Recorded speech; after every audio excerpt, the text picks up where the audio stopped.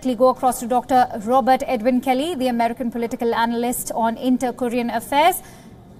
He's Professor, Department of Political Science in Pusan National University.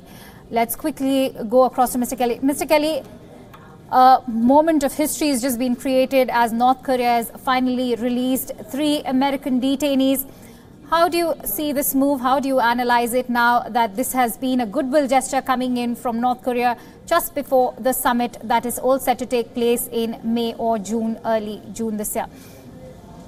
Yeah, I think you're right. I think it basically is a goodwill gesture. I think it doesn't actually change the strategic issues between the North Koreans and the United States very much.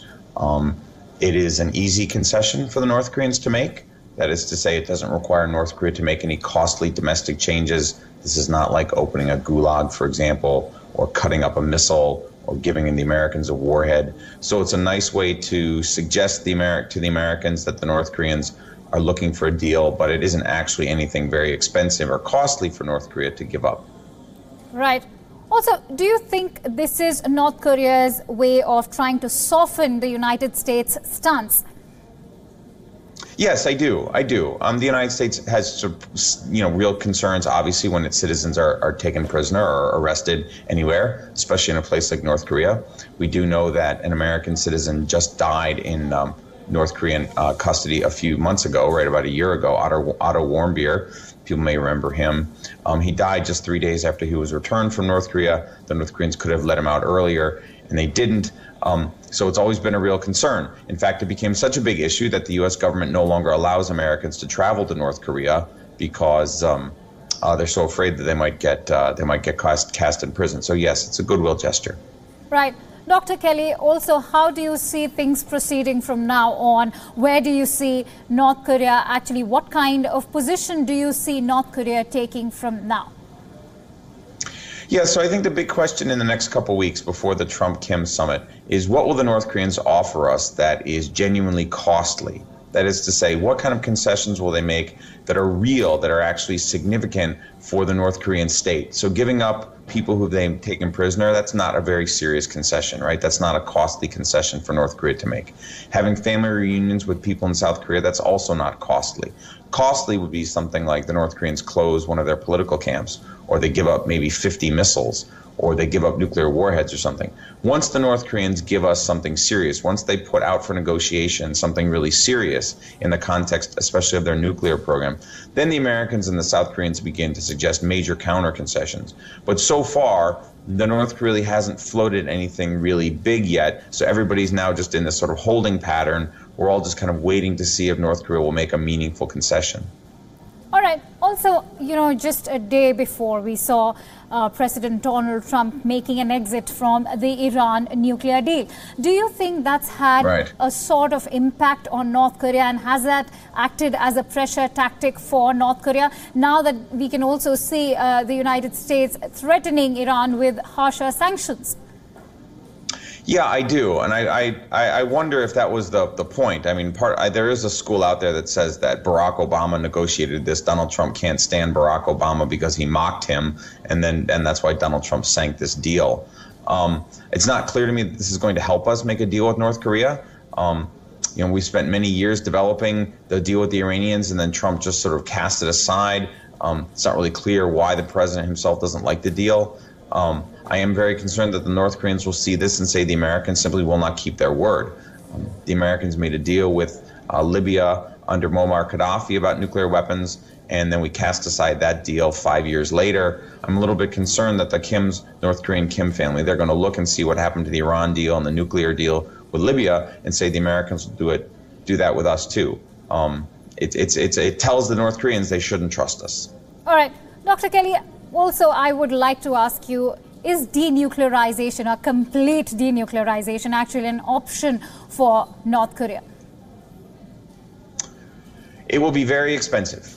If the North Koreans are actually going to offer to go to zero, not just cut their arsenal in half or something like that, but if the North Koreans offer to go all the way to zero, the Americans and the South Koreans will have to give up something very, very large. I mean, ultimately, this is going to be a deal, and the North Koreans are going to demand an enormous amount of money or sanctions relief or something like that. I would imagine the North Koreans will probably ask for billions of dollars to get rid of their nuclear program. They spent 40 years developing this thing, huge amounts of money to get there. They've become internationally isolated and heavily sanctioned in order to get these weapons. They will not give them up unless they get something truly extraordinary, a departure of U.S. forces from Korea, or just a gigantic amount of money. Right. Also, Dr. Kelly, how would you analyze the changing global scenario at the moment? There's the U.S., there's Israel, and on the other side you have China, North Korea, and of course Russia as well. How do you analyze the global scenario at the moment? Because now with the Iran nuclear deal falling apart for the U.S., things are changing rapidly. Yeah, I worry that the United States is on the cusp of using force against Iran, or perhaps looking the other way if Israel for an Israeli strike on Iran. It's just not clear to me why another sustained Middle East conflict is in America's interest. I wish the Trump administration would give us better reasoning for why they broke the Iran deal. The other countries that supported the Iran deal, the Europeans, the Russians, the Chinese, I don't think they're going to walk away from it. I think this is going to isolate the United States, and it certainly raises the possibility of a sustained conflict in the Middle East, right? The United States is now increasingly on the side of the Sunnis and the Sunni-Shia split inside Islam. It's not clear to me why the United States would take a position on an internal religious conflict. So I am genuinely concerned, yes, that there might be some kind of conflict in the Middle East. And if the United States' word in the Middle East is not credible, the North Koreans will pay attention to that and will bargain that much harder in the Trump-Kim summit to come. Right. Also, on a last note, Dr. Kelly, I would like to ask you about the role that Secretary of State Mike Pompeo is playing. He's already received a pat on the back from U.S. President Donald Trump and Vice President Mike Pence.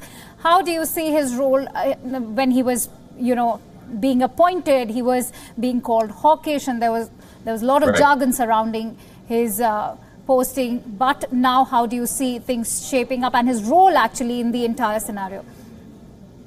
Yeah, I think the Secretary of State has done a pretty good job on this. He managed to get those 3 Americans out. At the very least, that's progress. That's a success for us. The Secretary of State has released tweets and statements saying that he's not going to get played by the North Koreans the way his successors were. That's also really important. Deals in the past with North Korea have fallen apart. This is one of the reasons why everyone's been so hesitant. So it's nice to see Secretary Pompeo saying these things. I am concerned that that he doesn't really have a background in North Korea. It's not clear to me that there is a point person for North Korean affairs at the State Department or at the White House. I would like to see a little bit more staffing effort so that the President and the Secretary of State do not go in there alone. But it's better than it could have been. I mean, just a couple months ago we didn't have, or just a month ago we didn't have a Secretary of State. So at least we have someone who's sort of focused on this, and Secretary of State Pompeo seems to be putting in the effort. He's been to North Korea twice in a month. Right. Thank you so much, Dr. Robert Edwin Kelly, joining us there live on WION.